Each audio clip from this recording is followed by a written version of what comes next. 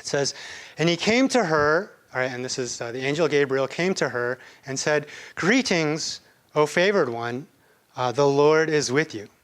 But she was greatly troubled at the saying and tried to discern what sort of greeting this might be.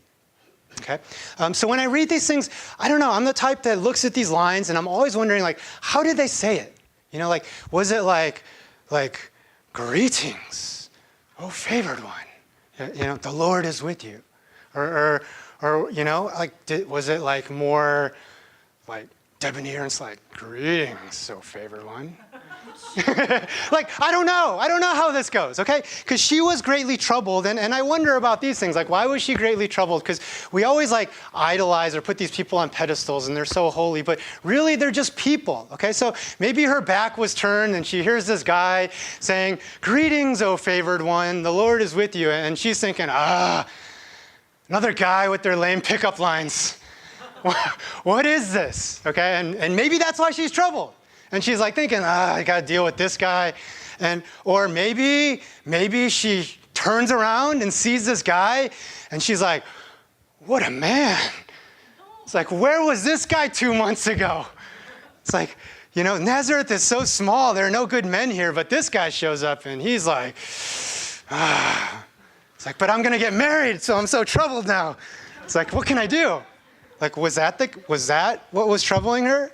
Like, I don't know, but that's probably not. Okay, probably not. This is what I think. Okay, the angel brings a very positive message. All right, you're favored by God. All right, you're favored by God, and you know the Lord is with you. But as we all know, and as I told you before, I work with kids, and as I know so well, what do kids always do before they want something?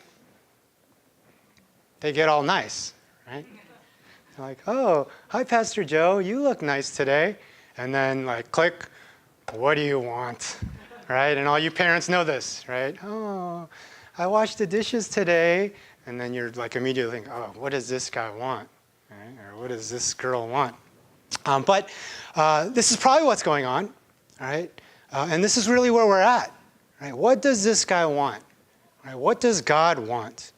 Right? And this is troubling because there is uncertainty around the corner for Mary. Right? There's uncertainty around the corner. Right? As we know, Mary is betrothed to be married. Right? She's figured out her next steps. She knows what's going to happen next in her life. If we bring it into the modern day, she's probably picked her dress. She's probably chosen the cake. She probably, you know, is called. She's got the DJ. She's got the florist. She's got all this stuff all lined up, and she's made all the phone calls, and everything's in order, and she's ready to move on to her next step. But here's this guy coming in, about to change the path of her life in one way or another, good or bad. She doesn't know, but there's uncertainty. What's going to happen? Right? And we've probably all experienced moments like this in our lives. Right? We've got the next steps of our life figured out, or things are just chugging along. Right? And some circumstance, some life event, some decision comes along, right? And we're rattled by what this change might mean. Right? Good or bad. Right? Whether it's good or whether it's bad.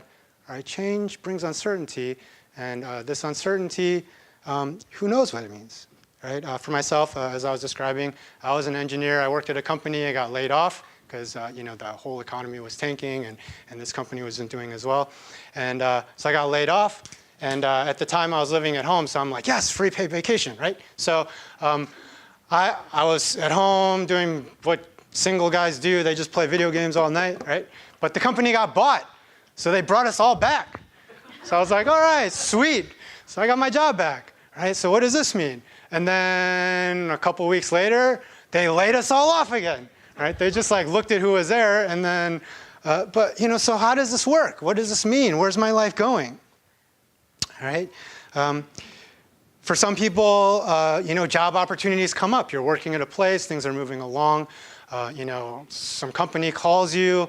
They have different, you know, packages that sounds good. Maybe it makes you have to move. Maybe it makes you have to leave your comfort zone. And what do I do? What is, you know, how do I process this? Where am I going to go? What's next in life? Right? For some of you younger people, a lot of you guys are working on getting into college and doing all that stuff, and maybe you don't do so well on your SAT or ACT. What does that mean? Well, what is that going to mean as far as where I'm going to be able to go, what I'm going to be able to do, how am I going to work out my financial aid, right? Or for many of us in the room, right, you're getting ready to church plant. Okay, and what does that mean for us? Okay, maybe you felt so comfortable in this church and you liked how it is, and I don't want to leave this place, and I like eating Korean food that Korean old grandmas make, and we're going to move out and it's just going to be donuts and pastries forever, right? So, what's the deal? And that uncertainty causes uneasiness. What is God doing? What does he want? Okay? So as we look at this, as we look at Mary's story, maybe as we look at our story, right, the problem isn't the uncertainty itself. Okay? Uncertainty is a part of life, and that's fine. Okay? But the real problem, or where we go wrong sometimes, is what do we do with it? Right? How do we handle the uncertainty?